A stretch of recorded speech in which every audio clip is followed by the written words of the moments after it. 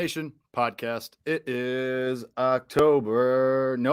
October? It is, You're in the wrong month. You've never been on the wrong month. Man, that is new. Oh, I love it. Hot start. Hot start. It is November 2nd. It is Bears Nation podcast. Jake Hassan joined by Kevin Lapka. And obviously, today's Tuesday. We're usually on Mondays, but we are today going on Tuesday because of scheduling conflicts. So here we are. And we have a game to talk about, and we'll still be back tomorrow on our normal preview spot. But before that, we have to talk about the game that happened on Sunday between the Chicago Bears, as this is Bears Nation podcast, and the San Francisco 49ers, in which the Bears lost. They fall to 3-5. They are third in the division. They lose a game that really was in hand the entire time. You had every opportunity to win. You lose 33-22. And I mean, the problem is that we're going to have gripes with the offense because we always do, because there's still issues on the offense. But when the defense lets you down that badly, again, back-to-back weeks, really, and against the Bucs, it was kind of expected because, it was the Bucs, they're a Super Bowl contender. But the 49ers are such a mediocre team. And again, the Bears are also a very mediocre team. Mm-hmm. But my God, when you're giving up 33 to the 49ers and you're giving up, screen passes that go 80 yards, you got issues. And granted, Khalil Mack was out. Eddie Jackson left the game. Yeah. You were missing some very key guys, but I was thinking before we started, I was like, do I start with the positive stuff, with the Justin Fields stuff, or the negative stuff? And I think I'm making the right decision because it'll be more fun to talk about the positive stuff in a little bit here. So maybe we start low and we build ourselves up. But man, I mean, just a really disappointing performance from the defense on Sunday. And I don't think people understand how bad it was because the Bears dominated time of possession. So it's like, 33 points, doesn't jump out to you. It's crazy. That's a lot to allow to a 3-4 49ers team with Jimmy Garoppolo at the helm, but it doesn't jump. It's not a 40-pointer. It's not 50. But the thing that you have to recognize that I didn't even realize until I went back and looked at the stats is the 49ers did not punt once and the Bears did not get one turnover. Nope. So the 49ers have an opportunity to score every single time and didn't just once because of a missed field goal. Every other possession, they scored. They had a number of field goals, so I guess you give some credit to the defense for, the Bren don't break mentality. But this was the first time since 1940 that a Bears opponent had 0 punts and 0 turnovers in a game. It's that is unbelievable. And this is why, Jake, when I talk about defense, and I've talked about this, right? And I've said, I don't think we're in the era anymore of defense wins championships. I don't think that matters. You still need a good defense, or you still need an above average defense or an average defense to compete. And right now, they're not even playing at average or above average. And the main reason for that, and one way that you can overcome defensive flaws, is getting takeaways. You see the Dallas Cowboys across the board; their defense isn't phenomenal by any means, but that was really cool. What was that? I glitched out for a second. We're good. Yeah, I was like, what is that?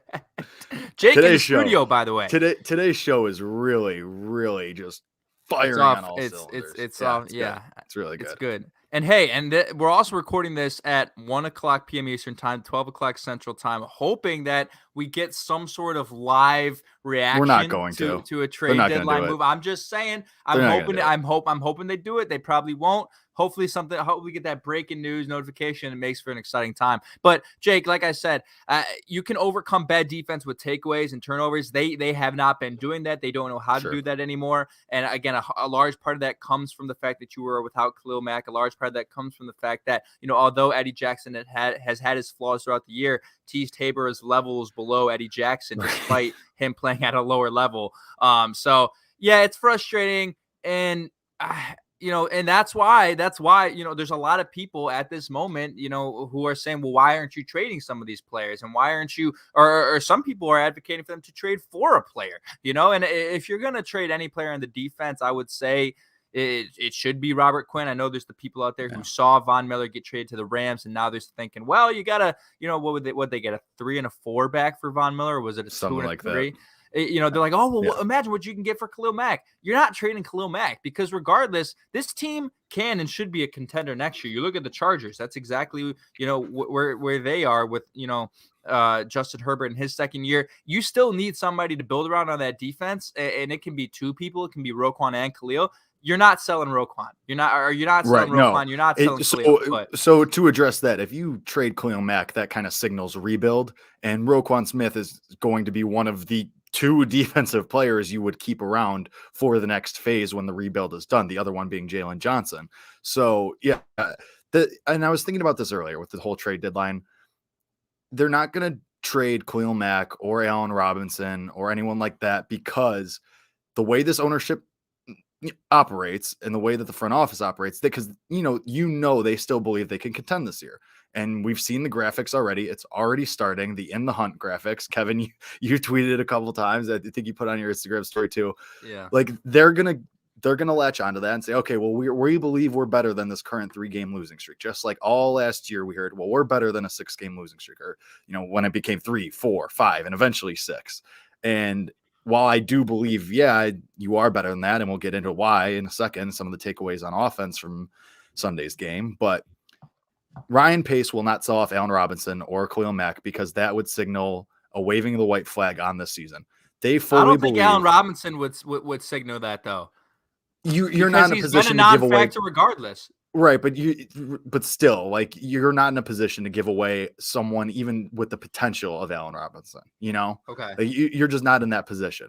I'm not expecting a trade. It's not. I would put it at like 0.3% that we see a trade. In that instance, it would be Allen Robinson, probably. I don't know, but yeah, I mean, going back to the game though, just all around, sticking with the defense for a little bit longer, like just a disappointing. Like they just got pushed around. Like it just like exactly like when Elijah Mitchell is running all over you. Like Elijah Mitchell, I think, is a good player, a decent player, but I don't think he should be torching you like the way he did. Like I don't think he should just be running all over you. And again, Akeem Hicks is banged up. Khalil Mack is out. Eddie Jackson left the game. Like I get it, but also like you are supposed to be a defensive team. Like I think what my biggest problem is when you get shellacked by Tampa like that, and then you come back with a performance like that against the Niners, like at home, like that just shows, like, I don't want to say a lack of pride, but is it what we were worried about with this team, like losing interest? Like we saw last year with the defense, are they just losing interest? Like, are they just, like they're tired of carrying this team? And granted, the offense played better, but I mean, Jesus, like, that was just bad. It's Jimmy Garoppolo, for God's sake. Jimmy Garoppolo threw for 300 yards on you. He's only done that 7 times in his career with the 49ers. And every time he's done that, they're 7-0. So you should have known that if you allow 300 yards to Jimmy Garoppolo, you're going to lose. But Shane M in the chat says, I think the season's over after this loss, but this wasn't going to be a contending season anyway. Here's why I disagree with that statement, because in hindsight, everybody's going to say that. Everybody's taking that casual take. This wasn't supposed to be a contending season anyway. This was just supposed to be about Justin's development. Yeah, that's true. Both things can be true, that at this point, Justin's development is what's important for the franchise. But you also have to recognize the way they allocate resources and the way and the identity going into the year was not an identity that this is a rebuild. And that's evident in the moves that they made in the offseason. They acquired pieces. They did not sell heavily. If anything, they bought all offseason, as you should in free agency, regardless. But you look at, trading up in the draft, getting Justin Fields, you bought to be a contender this year. And now in hindsight, everyone says, oh, well, no, this was never supposed to be the case. But before week 1 even happened, you looked at the roster and you looked at everything they brought to the table and you thought, okay, this is a team that we know can at least get into that 7th seed, that can at least be a contender for the division. Because at the time, Jake, we're going back to summer conversations. The questions about Aaron Rodgers, and his potential to even be a Green Bay Packer, when those rumors were circulating, people had the Bears winning the division, Jake. I mean, seriously, like we had the Bears as the front runners in the division if Aaron Rodgers hadn't played, and then he comes back. But even when he came back, people still thought, well, this is a team that has talent. They've got the pieces on offense. They've got really dynamic offensive pieces. We know the defense is going to be good enough. And now it's not happening. And people just want to act like the team wasn't built for it. And what does this fall on? It falls on coaching. It falls on Matt Nagy. It falls on Bill Lazor. It falls on, the guys across the board, because the team is built for it and you're not reaching it. And it's on the coaching staff that hasn't gotten you there. So that's why, Jake, I don't know if you agree with that, but I feel like based off the conversations we had, I'm not in a place to just be like, well, this wasn't a contending season anyway, because preseason we thought it was. It's like somewhat. Obviously not Super Bowl, but playoffs. Yeah, you were way more in belief that this team was a playoff team, but you're right. I mean, even no matter what we thought, like the feeling inside of Hallis Hall was, okay, yeah, we're a playoff team, because they had literally made the playoffs with Mitch Trubisky, with Nick Foles as your quarterbacks all season. So especially when you got Justin Fields, and I mean, even before Justin Fields happened, we thought, okay, Andy Dalton is probably an upgrade over Mitch Trubisky. Like, I think we said that on this show. Like we talked about that. So, when we were thinking about that, okay, you slipped into that spot. And here's the thing. Like, if you look at the playoff picture, like, yeah, okay. And NFC, obviously you have the Packers, the Cardinals, the Cowboys. Like, the top is great. The first 6 seeds, I mean, with the 6th seed being the Saints at 5-2. It's a race for 7. It's a race for 7 right now, held by the Carolina Panthers at 4-4. I think you're a better team than the Carolina Panthers. Like, you would have the same record as them right now.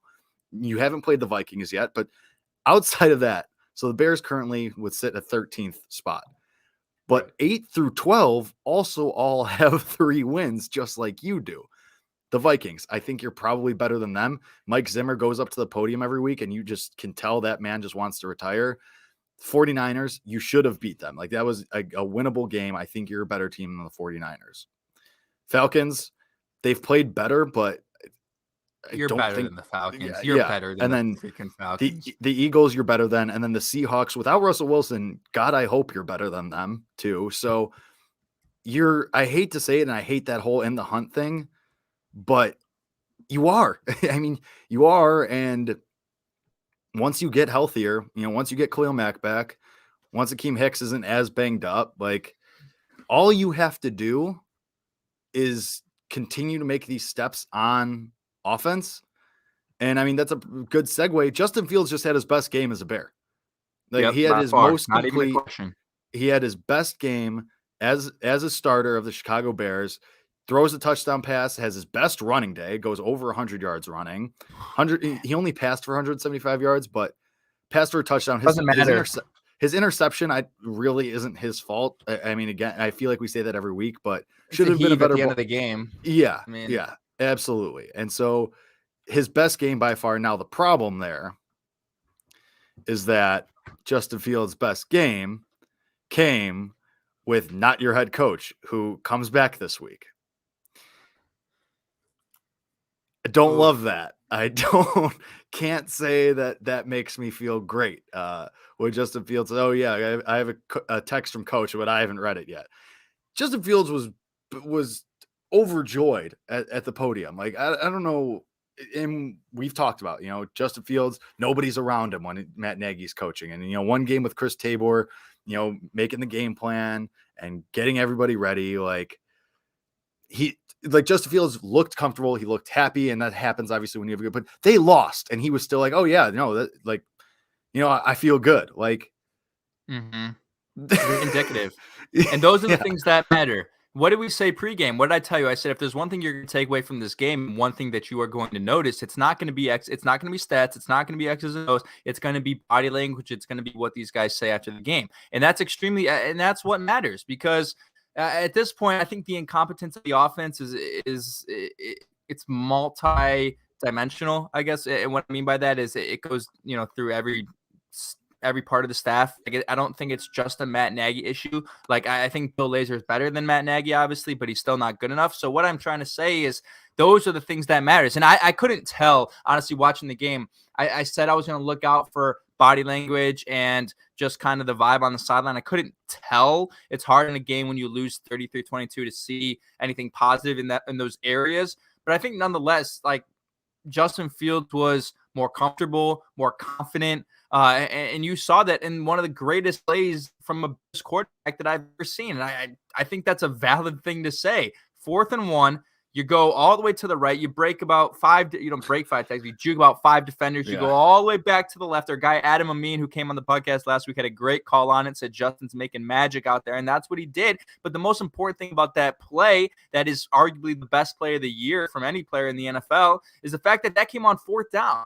And I think that's really it was a situation where I don't remember what that play was. That a design run from the start? I can't remember exactly what it was. It looked like it. So it looked like it was maybe an option between him and Herbert, but regardless, it was a running play at the start. So I think, I'm going to go ahead. I'm going to go ahead and say yes. So that tells you everything you need to know right there. 4th and 1, you're in the red zone, crucial time of the game. You need to score, and literally it's just, we're going to put the hands in the balls of our rookie quarterback. We're going to put the ball in the hands of our rookie quarterback and let him make a play. And, that's to me, that is the ultimate sign of confidence in your quarterback. And I truly don't know, although Matt Nagy's not calling plays, he has influence in those types of situations on what exactly he wants to do offensively. I don't know if he called that play in that situation. So I'm not the guy who's going to sit here and say, well, the reason Justin had his best game is simply because Matt Nagy wasn't there. I don't think that those two things have a connection in that way. But when it comes to situations like that, specific moments like that, I think that is a scenario where you can say Matt Nagy not being there resulted in Justin Fields, just making a play on his own, giving him the confidence to do that. And he went out there and he did it. And that was a play to me where you could tell, and there's been a number of these throughout the year, where you could tell that he has it, where you could tell that he's like, it's just in the moment, just the type of play it was. Like Trubisky made that running play against the Patriots, like in his second year in 2018, but it wasn't on 4th down. It didn't feel the same. He has it. And I think that was a really moment. It was also the way he made guys miss, but also the awareness, I guess, to keep the eyes downfield and say, oh crap, I have a lane here. I can make something happen here. Like not just being complacent with, okay, I got the 1st down. All right, let me keep going for 20 more yards to get the touchdown. Like, I mean, and that's obviously what everyone's talking about. We've heard multiple quotes over the last couple of days. Oh, that's a play you'll talk about for a long time. Oh, I forget who it was after the game, but said like something about that run. Like, oh, it's exciting to see that from him. That's just one of those things that you can't teach. And I mean, it's true. Like you said, it's what we knew he had, and we just haven't seen a ton of it. That raw athleticism, that just God-given talent. But I mean, you saw it, and it's exciting to see. And it's unfortunate that you couldn't turn some of those field goals into touchdowns. And this is kind of where we get into there were still some issues with the offense this week. Something that I read earlier, this was from The Athletic, from John Greenberg. The Bears have scored 3 or more offensive touchdowns in just 22 games in the Matt Nagy era. That's 37.9%. Conversely, they've scored 1 or fewer in 21 games. So you have scored 1 or fewer touchdowns almost as many times as you've scored 3 or more. It's crazy that your MO as a team is 2 touchdowns. That's all you're capable of. That's insane. Like, that's crazy. Like that's your MO as a football team. 2 touchdowns. That's what we're good for. And then then depending on how many field goals we can kick and how many points we could keep you down to, that's what determines the game. That's crazy. And that's why, as a Bears fan watching the games, you're never confident. Even when you have a lead, you're never confident you're going to get the win unless you're playing the Detroit Lions. Like, that's literally the only time that you could feel confident, because if a back-breaking 80-yard screen to Deebo Samuel breaks through, you're fucked. You know that, Right. And that's why I think we talked about this in the pregame show too. You can't allow back-breaking plays to happen against the 49ers or against any team for that matter, because that on the other side of the ball, you don't have the ability to do that. You don't have the ability to go 80 yards on a 3rd and 20 with Deebo Samuel. You don't have the ability to do those things just with the way your offense is built right now, and not from a personnel standpoint, from a play calling standpoint, from a play design standpoint. So, yeah, I mean, it's 2 touchdowns is their MO, and quite frankly, that's what it should be. I mean, I don't expect anything more or less. And that's why we picked these games 17-10, 17-13. That's why I say that the Bears don't have a sustainable identity when it comes to offensive winning and an offensive game plan.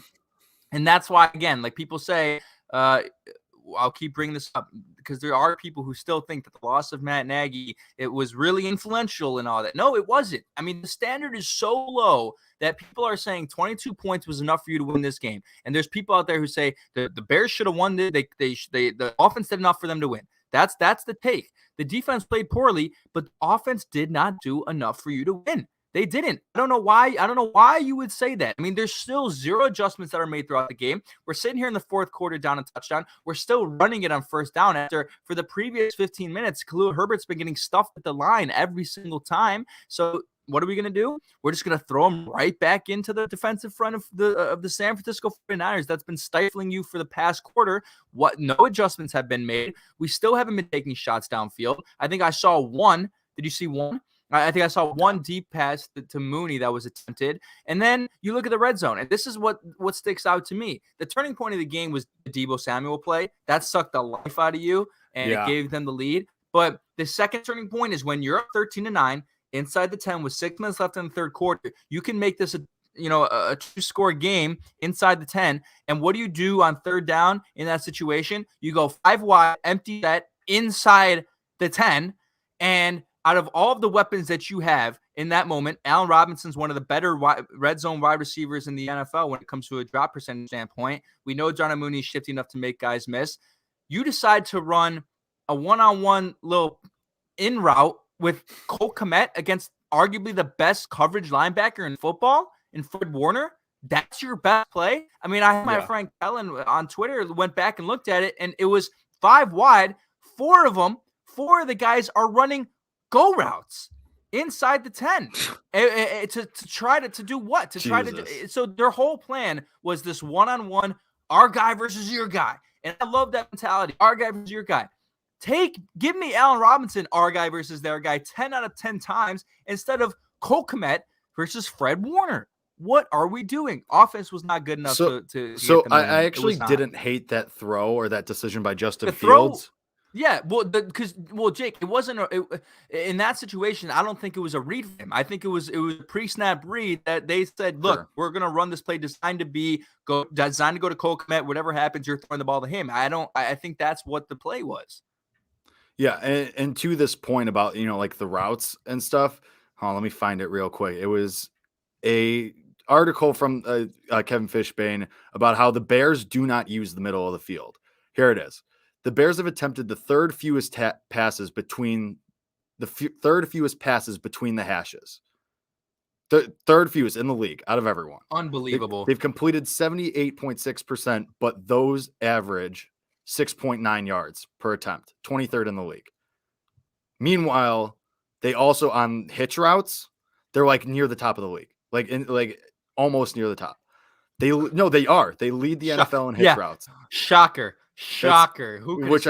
Which we could have figured out. And then something that we've talked about over the last couple of weeks for running back screens, they have done. Take a guess of how many running back screens the Bears have attempted this year. 5. which in an insane turn of amount, that's only the 6th fewest in the league. There are 5 teams that have done less than that. What are those teams? What are those teams, though? I don't have the chart in front of me, this just says the Bears are 6th fewest with 5. I can guarantee you a lot of those teams have running backs that aren't able to catch the football. You do have running backs who are able to catch the football. So that makes – and what would be interesting, too, as you bring up these stats, I would almost be willing to bet the New England Patriots are in the top 5 or even the top 3 of using the middle of the field. And why is Mac Jones regarded as the best rookie quarterback right now? Because they use the seam. They use in between the hashes, and those guys are always open in that area. I mean, that's the easiest part of the field to exploit if you know what you're looking at when you're looking at a defensive coverage. Like, it is the easiest part to exploit, and they don't know how to do it, Jake. It's right. astonishing. And there's which is insane because you have the playmakers for it. Like, you could make it work. Like, you have the guys where you could do it. Yeah, I mean, obviously. I mean, we know that. Fuck it. Demir Bird. Fuck it. Marquise Goodwin. Jimmy Graham. Jimmy Graham would thrive in that area. We finally saw Goodwin 22 yards, took a pass, yards after catch. Marquise Goodwin signs a life, too. So, you could clearly make it work if you wanted to. It's kind of amazing what can happen when you give guys like that the ball in space. Who would have thought when you give a guy with 4.3 speed the ball in space, he's going to turn into 20? Who would? That's rocket science. Or you give a guy with 4.4 speed a design QB run. Who? Yeah. Rocket science, man. I mean, it's the obvious. It's the obvious. Jake, I don't know. Maybe Chris Tabor listens to Bear Nation podcast. I don't know, because we actually saw some design runs this week. And we have been talking, Jake, we've been talking about this since week 2. I've been hammering this in. I said Justin Fields is the second tier just below Lamar Jackson. He resides with Kyler Murray in that second tier. And maybe you can include like a Josh Allen in there. And that play he made, that 22-yard touchdown, I mean, that is Lamar Jackson-esque. That is Lamar Jackson-esque. And they flagged a graphic on the screen. And I don't know where they found this stat, because I would love to find it, about where Justin Field ranks among all quarterbacks in design QB runs. And up near the top, obviously, is Lamar and Kyler. And near the bottom is Justin Fields. Mac Jones ahead of Justin Fields. Trevor Lawrence ahead of Justin Fields.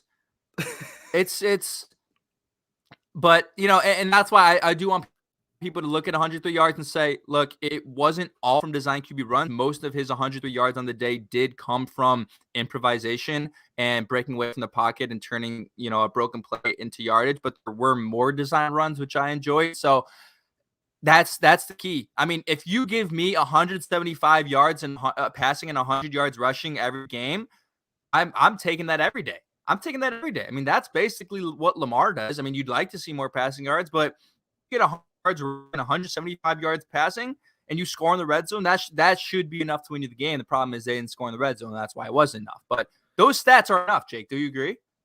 No, yeah, I mean, absolutely. And this is, I mean, I guess we call this the breakout game because it was, you know, Justin Fields' most complete game for sure. But I mean, yeah, you should be able to win that game. It's just you have to be able to convert those. You know, you don't win games on field goals. Clearly, you know, as we just saw, like you don't win games. And you brought up that screen passes deflating, the missed extra point too, though. Like, I mean, we've talked. I mean, Cairo Santos has been awesome, you know, for almost 2 years now.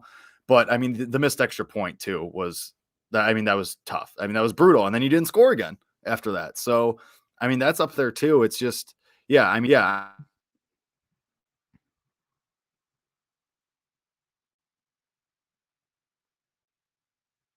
You muted yourself. Very cool. Very cool. Very cool. Hot start. Hot show for me today. It's on fire, man. I agree with you. And it's just frustrating. And the thing is, though, like, we're going to be able to see, and we'll talk about this more tomorrow with a guest who will tease at the end of the show, but like, we're going to see the direct effect that the Matt Nagy effect is on Justin Fields' game, because Justin Fields just had his best game. Just did it. Right. Just talking about it right now. Now you go to Pittsburgh on Monday Night Football, so you have a long week to prepare. Pittsburgh's defense isn't great. They just traded away Melvin Ingram. Like, yeah, I mean, TJ Watt's there, and yeah, Minkah Fitzpatrick's there. Yes, two very good players, but like, Pittsburgh's a beatable team. They've been playing better recently. Very beatable team. But it's a very beatable team. Like, we're about to find out. I mean, we are about, and granted, like, this is going to be a huge stage for Justin Fields too, Monday Night Football, obviously, but like, we're about to see the direct correlation between Matt Nagy being there and Justin Fields' success. Justin Fields hasn't really played in a primetime game yet. I mean, I guess because, I mean, America's Game of the Week against Tampa, that's not really a primetime game. It depends what you consider the afternoon games. We'll consider primetime in this, you know, situation as under the lights, but this is true primetime. True primetime. This is where Justin Fields thrives, honestly, in these types of moments. So I'm excited to see him, you know, under the lights with all, you know, because he's a guy that doesn't really who doesn't, you know, react negatively to pressure in a lot of situations. Sure. So I'm intrigued for that storyline, first of all. But yes, I mean, this is a very, very beatable Pittsburgh Steelers team, and 1,000% you can go out there and get the win. The one thing I may have hope for as far as Matt Nagy is sometimes being on the outside, watching the game on television. Okay, I know he watches the tape every single year, but he watches on television he said to the reporters yesterday, he took notes on every single play. Maybe, just maybe, watching that game from the outside, taking notes, something might have clicked for him. It should have clicked months ago about what Justin Fields' strengths are and what was working. And honestly, seriously, maybe from a different perspective, looking at it on TV, not, getting, again, because this has been the problem with Matt Nagy all along too, is when he was calling plays, he was so focused on so many different things. He can't hone in on just one thing. When you're doing the head coach and you're calling plays, that's a million things going on for you, and you can't just focus on one thing. He can't just have that one perspective. His perspective sitting on the couch on Sunday should have been just what is working for Justin Fields. What can I take away from this that I can work on in practice for Sunday? And maybe he noticed that the design runs are what you have to do. Obviously, the roll out the play action where he had success. That one throw to Jesse James in the end zone is an unbelievable throw that came from a rollout. I have little faith that was the case, but sometimes just taking a different perspective, maybe it was a blessing in disguise. I don't know. I mean, at this point, what else do I have to believe as far as what Matt Nagy what happened to make Matt Nagy more competent head coach? Maybe him watching the game on television, taking notes from a different perspective is just what the doctor ordered. I don't know. I'm playing optimist here, but at this point, what can you blame? I mean, if that's what it takes, fine, but that is so sad. If if that's what it takes, and if that ends up being the situation, which I don't believe will be, I believe Matt Nagy is who Matt Nagy is. But if that's something that happens, I am going to have an aneurysm. That's just so sad. That pitiful of your coach sitting away from the team, being away from the team all week, and having to watch from home on TV is what makes it click that his first round quarterback, what his strengths are and what he does well. I mean, it's shitty, but at this point, what else? Come on. I mean, I'll take it. If it does click, I'll take it. But my God. I mean, I don't know. I'm thinking out loud here, but I mean, obviously, if it hasn't clicked at this point, I don't know. There's got to be something. I don't know, but maybe, just maybe, that different perspective. I mean, it's like they watch the tape and everything, but when you go to a game and you watch the game from the stands, I mean, I go to every Ohio State game on the sidelines doing video, and people ask me about the game, at the end, and I'm like, I can't tell you anything. I can't tell you anything because I'm so focused on what I'm doing on the sidelines and all these different things. And I'm a video guy versus a coach who's actually involved in the game and integrated in the game, but still having a different perspective and be able to, write down your mistakes right then and there, take notes on it live, watching on TV where you can see, all 22 live, essentially all 22 for the most part live. It may make a difference. Again, it's horrible that we are potentially talking about that making a difference, but at this point, it can't get any worse. It can't possibly be worse than what it is. So I think there's reason for exercising that could be some sort of potential thing that's real. So I also I was gonna take a look at the playoff picture too. I was gonna break down what they would have to do. So they're 3-5 right now, and I was gonna take a look at their schedule. So we've got Steelers on Monday night, then you got Ravens at home. I know people are gonna call this crazy. I think that's a winnable game against the Ravens at home. I think that's a game that you can pull off. They probably won't, but I think it's a game you can pull off. The Raiders beat the Ravens. The Ravens are vulnerable. You neutralize Lamar Jackson in a way. It's an extremely hard thing to do, but you can win. No sweat. So say you beat the Steelers, right? You go 4-5, and then I guess say you beat the Ravens, you're 5-5, then you play Detroit on Thanksgiving. Listen, this is going to come down to what we said the entire time. You're going to be 6-7 with the last 4 weeks. And I'm trying to figure out about how they get there to 6-7. Well, because then you have the Vikings twice in those last 4 weeks, and the Seahawks, two teams who are currently in front of you. Okay, so here's the thing. Final 4 games of the season: Vikings, Bears, Seahawks, Bears, Giants, Bears, Vikings. In a perfect world, you should go 4-0 in those games. If Russell Wilson is still out at that time in Seattle, you should go 4-0 in those games. So assuming 9-8 gets you in this NFC playoff picture, which I think it does, right? I think we can kind of agree 9-8 probably gets you in, considering the current 7 seed is 4-4. 9-8 probably gets you in. You have to go, and assuming you go 4-0 in the last 4 games, then you would have to be 5-8 going into the final 4. So I mean, no, but wins. Seriously, I mean that 2 more wins and you're in. I mean, all right, so you just have to beat the Steelers and the Lions. You have to beat the Steelers and the Lions, or one of the. I mean, honestly, I mean, and for some reason, maybe the Bears just play better under Matt Nagy at the end of the year. I mean, they had a great run last year. They, went on 8-game. I don't know what the win streak was in 2018, but they started to play really well at the end of the year. That year, I think they started to play a little bit better at the end of 2019 as well. Like maybe that's just the way they are. Like at some point, it clicks for them, and they're like, "Oh shit, we got to start playing well. Maybe we get into the playoffs." And look, and there's people who are listening to this going, "Fuck you! Why are you talking about playoffs?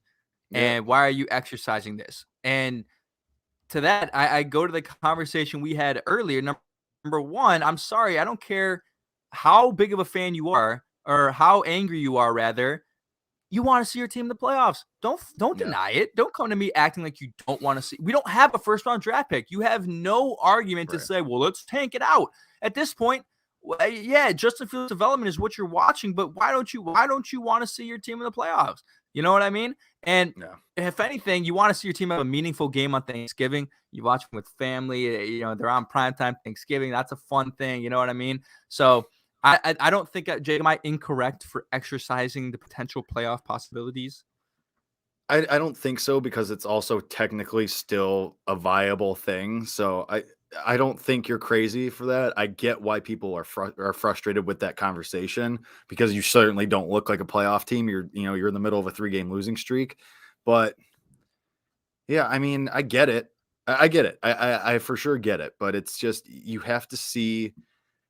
have to see the tangible improvement, because if you play like you did against the 49ers, and if you did against Tampa, and like you did, in the last couple of weeks, then you're not going anywhere. And maybe the Lions are the only team you beat, and it's going to be brutal. So, yeah, I mean, it's not super crazy. But another note from the game that I want to hit on really quick: Larry Boreham came off the IR. He came back after, a couple weeks injured. Yeah. He played pretty well. He started at right tackle, and he played pretty well. For not having played in a game since week 1 and getting 3 days of practice. Like, I thought he played really well. And I think he was going up against Nick Bosa a decent amount of times. Yes. I thought, I mean, it wasn't a situation like Shaq Barrett versus Latavius Simmons. You know what I mean? Where every time off the line you were getting beat. And Nick Bosa, I think, is better than Shaq Barrett. You have to give credit to him. I mean, this is the kid's first NFL career start, right? I mean, it's his first. I came in against LA. Yeah, after first Peters NFL went out, career start, and he does that against Nick Bosa. I mean, that's pretty good. Offensive line, I think they could have played a little bit better, but they opened up holes in the running game. Khalil Herbert had a fine day despite going down with injury. Justin Fields obviously had the 100 yards. You need Larry Boreham healthy there, and I think once Jake, who might come back, maybe not this week, but next, is Tevin Jenkins. And it gets interesting when Tevin Jenkins come back, because I don't know if you put him at left tackle over Jason Peters right now. I mean, Jason Peters is playing really, really well. But then if Larry Boreham continues to play well, do you put him over Larry Boreham at right tackle? I'm fine with leaving Tevin Jenkins, like just letting him, because back injuries, like a back injury isn't like an ankle Don't injury, rush him back. Yeah. I'm fine with it. But like, if we don't see Tevin Jenkins barring injury, I'm fine with that, I think. It's just any given day, Jason Peters is gonna, injure his hip or something and be out for a game or something. I mean, come on, the dude's 39, so you want the guy healthy, but I don't think you have to rush him back. I know you're being positive. I felt Chicago Free on the chat. I knew you're being positive. I felt that the offensive line was pretty poor. Penalties nullified big plays, and Peters blew big buck late to force a field sack, C-. I mean, yeah, but again, after the game we saw from them against Tampa, you evaluate this based off of the standards that you have seen previously, and based off what we've seen previously, this is a good day for the offensive line in comparison. The penalties is a good point because Daniels and Whitehair, like two of your, your best guys, were the ones that were getting penalties, and they aren't usually guys that draw a lot of penalties. So that's not great.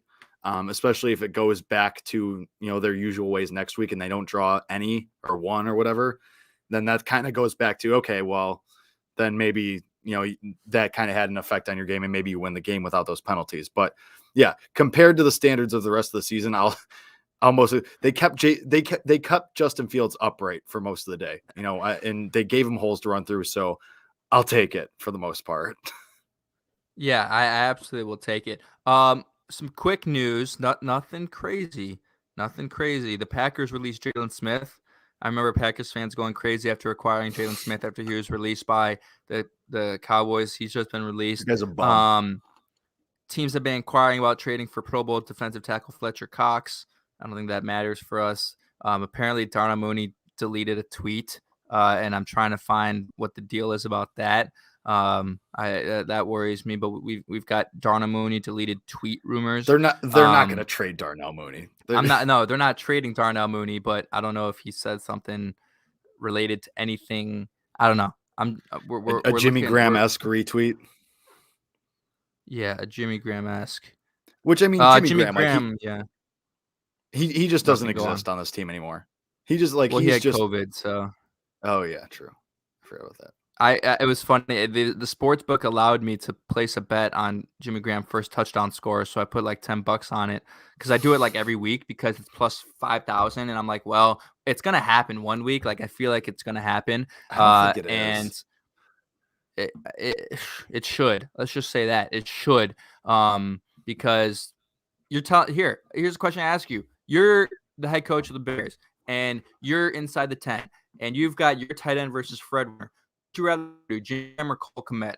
Don't even give me the bullshit that you'd want to throw at Cole Kmet. I mean, that's fine with Jimmy Graham, but you also, because I've said this all season, yes, I do think this team should be trying to compete for the playoffs, but also this team's going to look different next year. This team, regardless of what happens, and obviously if you keep losing, it'll be more dramatic, but this team is going to look different. Between the salary cap hell that you're in, between the 1-year contracts for Allen Robinson and Jimmy Graham, this team is going to change. So I'm fine with this. Cole Kmet was second on the team with 6 targets. And I'm fine with trying to figure out what you have in Cole Kmet, because you need to have that answer to that question going forward, because you're in this space right now where, okay, yes, Justin Fields, you hope you know what he is. And that hope is that he's going to be here for 10 plus years and take you to the playoffs and make you a perennial contender. Yes. Okay. We feel pretty good about Darnell Mooney. I would say 8 weeks in the season, I would say we feel pretty good about Darnell Mooney and what he is. I don't think he's ever going to be an elite, top 10 receiver, but I think top 20, maybe top 15 type seasons every here and there is doable for him. Now you keep going down that list down to Jimmy Graham is not going to be here next year. They've made it very clear what his standing on this team is. Right. He's not going to be here. Why? I mean, it matters because Cole Kmet, you spent a 2nd-round pick on him. You have to start doing these things where you figure out where he is. I'm fine. Marquise Goodwin, Damiere Byrd, these guys probably aren't going to be back here next year either. Cole Kmet is still on a rookie deal. He's going to be back. It's going to be his 3rd year. He's going to be back. So you need to figure out who you can rely on, who's going to be someone that's a contributor going forward, as well as this season. I'm more than happy with Cole Kmet, especially because Jimmy Graham was unavailable. He's on the COVID list. I'm fine with Cole Kmet getting those opportunities because it's better than him not getting them, like we saw for the first 3 weeks of the season and a lot of time last season. So I'd rather him get the opportunities than not. And because I just keep saying this point, you need to figure out what he is, because then that changes. If you believe over the next 9 weeks that you can count on Cole Kmet next year, and you think he'll take another step forward, then that's one less thing you have to worry about. And having one less thing to worry about is huge, considering that you are going to have a lot of things to worry about come season's end. That's true. I just don't know. I don't think when you're in the red zone in an important game that just figuring out what Cole Kmet is and what his capabilities are the right thing to do Well, in a I'll say, crucial but I moment. said this too. I didn't hate the throw. Like, should Cole Kmet maybe have made that catch? Sure. I mean, it's a No, one-handed I mean falling he away catch. shouldn't. Like, Yeah, and but Justin Fields said it himself after the game. Oh, I need to put that ball more towards Cole's body so he has a better chance to catch it. And it was on Fred Warner. That's hard. And we talked about earlier in the show, like the other routes around Cole Kmet weren't the greatest, weren't the most conducive to success elsewhere, or even maybe for Cole Kmet himself. But I didn't hate the throw. I didn't hate the decision. And I know I'm kind of like a Cole Kmet truther on this podcast, that I think he can be something. And I know a yeah. lot of people don't, but especially like, yeah, Jesse James had caught a touchdown, but I mean, what, you'd rather go to Jesse James there? I don't And think then Jesse James, I don't think Jesse James makes that play either. no, he doesn't, but again, and so the point that you're detailing as well, and the reason why you have to do this, why you have to, 8 games into the season, figure out what you have with Cole Kmet and try to throw to him is because Justin Fields doesn't have the same rapport with Cole Kmet that he does with Jesse James. He doesn't. I mean, Justin Fields was throwing to Jesse James 4 months throughout the summer. His number one target in the preseason. So he hasn't even had, the full reps with a Cole Kmet.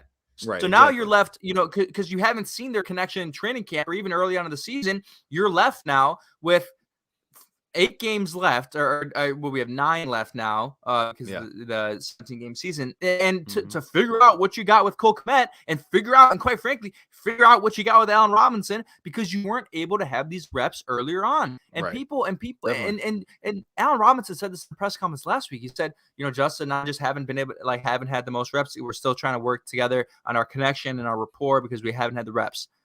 And this is why we were behind the 8 ball from the start. You were behind the 8 ball from the start. You were set back weeks, and it's leading to losses. It is. I mean, I don't know how much of the offense, how much of the incompetence on the offense side of the ball you can actually attribute to that lack of, repetition and connection between Justin Fields and the receivers, but I think it's a fair amount. I really do think it's a fair amount. I mean, to know exactly, how a player on the outside operates, like Allen Robinson, know exactly how each receiver, operates and running the routes and their breaks and all things like that. It's a lot to actually digest and dissect. And I do think that had a tremendous impact. And that's why Shane M says same reason why we never see Robinson. I mean, that's part of it. I mean, it could be, I would have to go back and watch all the game tape from all the games. It could be that in certain scenarios, both Darnell Mooney and Allen Robinson are open and at least have a chance to catch the ball. And Justin Fields chooses Darnell Mooney because his connection with him is better. I mean, that could be a totally valid point, and that's probably a little bit frustrating for Robinson. But his frustration shouldn't be directed; should be directed towards that Nagy putting in a position to where he just isn't able to have that connection with Justin Fields. So, I mean, what were his stats the first game with Andy Dalton and the first 2 games? Because I think that would be indicative. I'm gonna look at him. I think he was the leading receiver, I want to say. I think he was. I don't think it was insane. Well, yeah, because that was a crap game for the offense anyway. But he had the most receptions he had all year, 6 receptions for 35 yards. I mean, it's not a coincidence. That's what I'm saying. It's not a coincidence. No, no, and I think yeah, and he was far and away the leader in targets too. He had 11. The next closest was 7. So no, I mean, I think that's completely fair, 1,000%. And that's why, yeah, go ahead. I just think there's only so long that we can use this chemistry excuse, because I mean, they're practicing every day now. But like I said, you were behind the 8 ball from the start. Why did you even put him? Why did you even put the team in that position from the start with, not starting putting Justin Fields on the scout team? And it was just, it was a mistake. And now you're paying for it right now. You're paying for it heavily. And that's why I don't want to sit here and say I wanted Allen Robinson to get traded or I wanted that to happen, but because I still, as a fan, like Allen Robinson, but part of me feels on his end that he feels a little bit checked. It feels a little bit like, I don't know if it's checked out is the right phrase, because I feel like that's kind of insulting to a player's effort, and I don't think he's not putting effort out there, but it's definitely frustration because he knows that he knows that maybe in a different system and a different team, he's gonna have more production, more success. And people Well, yeah, can I mean, say to that point, he knows this affects but his next no. contract. Well, yeah, yes. But what I was gonna say is people think that this conversation includes the prior years, but it doesn't, because although he had Mitch Trubisky and Nick Foles throwing to him, he still was like third in the NFL in receptions in the past like 3 years, past 2 to 3 years. So it's his success was there, the production was there. Yeah, as a Yeah, receiver, when he had Mitch Trubisky and Nick Foles, you would like to get better balls, but he was still getting them. He was still getting the right. targets, still getting the receptions. The This volume moment was right there. now, the volume was there. This is probably more frustrating to him than it was in years past, just him getting targeted, but the ball is not being accurate enough for him to catch. I feel like that's Sure. a fair assumption, and that's what's leading to a little bit more frustration than we've ever seen from him No, I in mean, his and we've seen him quit relationship. on routes this year. I mean, in the Packers game, we saw him quit on routes. I think in Tampa game, we saw him quit on a route too. Like, Mm-hmm.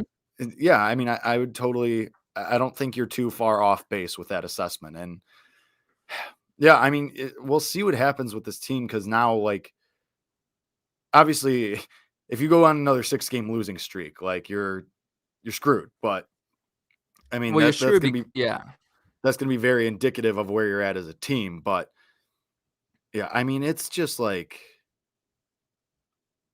I don't know, like it's just like it's great to see Justin Fields get better. Like he's gotten better for the most part week to week. And this was his quote unquote breakout game. Obviously, this is nowhere where we think the ceiling is, but it's just the not starting him in training camp and not starting with the starters and then going with Andy Dalton to start. And now you're reaping the rewards of that. And now, you have to, like pick these things apart. And it's very frustrating where you're at that because you're like, okay, well, this went well. And even though, but the chemistry isn't good here, but this still worked out. Like, so much of this could have been avoided. you could have avoided a lot of this. I mean, maybe that throw to Komet with Warner on him is better if he's working with Komet all off season and beginning of the year. And maybe Allen Robinson is playing like we know he can play if him and Justin Fields have that chemistry. And it's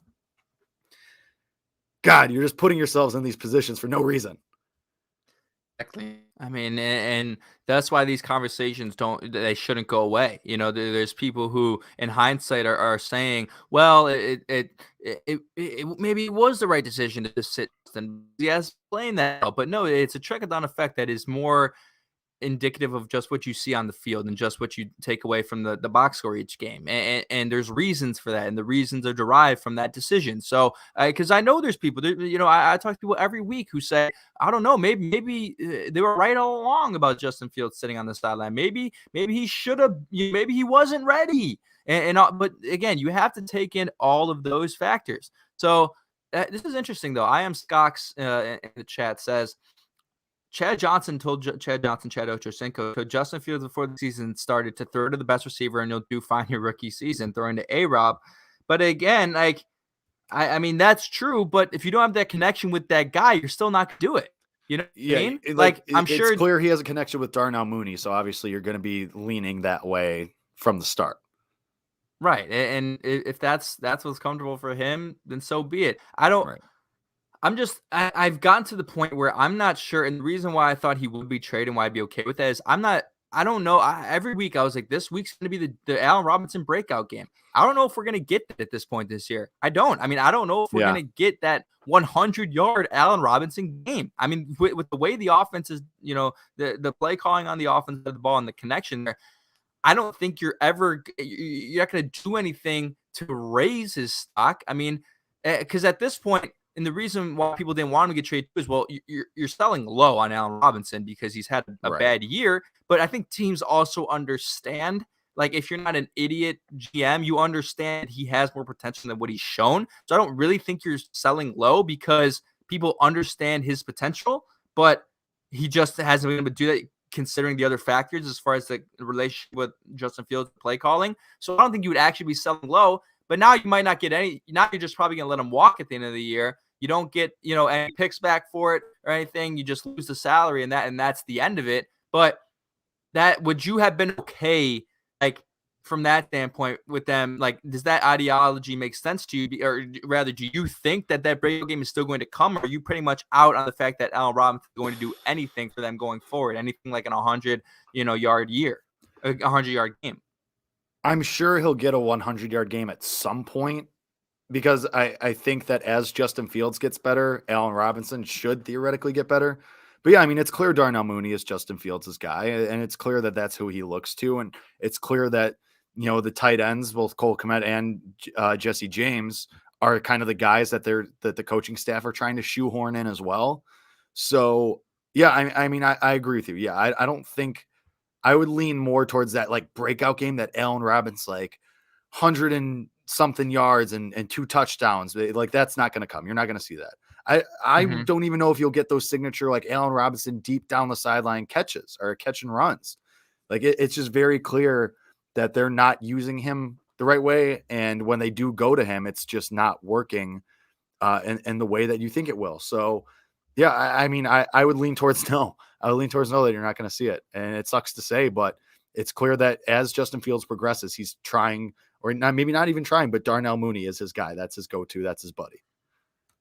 Yeah, and again, that could be okay, but you still want to use Your best playmaker, your best playmaker. And there's people who say I was in a Twitter argument earlier about there's guys who are blaming the receivers and blaming Allen Robinson and all those guys. And I want to go back to the thread of it. They don't get separation, and the offense and Marquise Goodwin's terrible and Jameer Byrd is terrible. These guys are really, really bad. And I said, Cedric Wilson, who no one really knows, just put up 100 yards and a touchdown with Cooper Rush as his quarterback.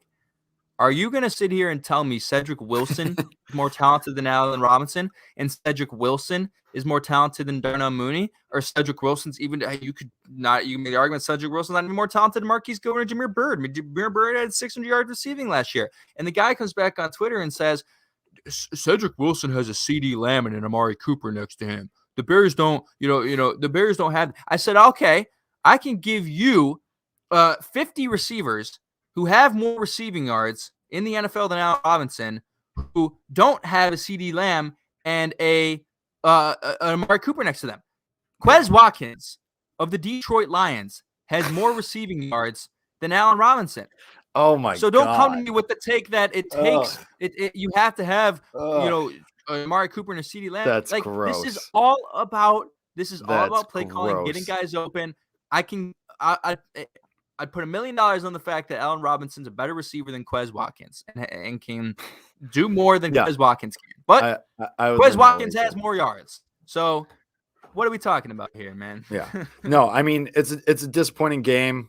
The loss to the 49ers, talking about like it's a disappointing game, but I mean you have a winnable game coming up against the Steelers on Monday Night Football, so you have to take advantage and you got to try and make something happen.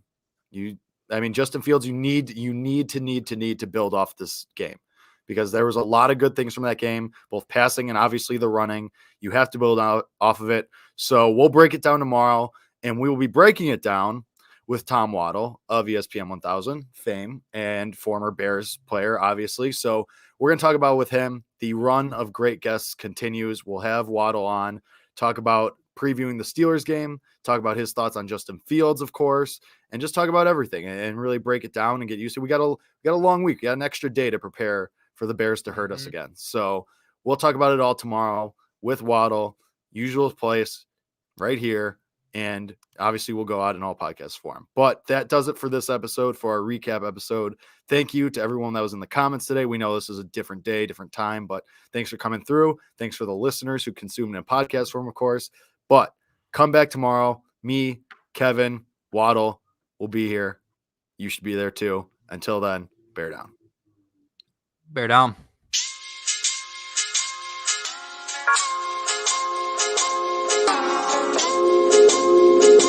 Bye.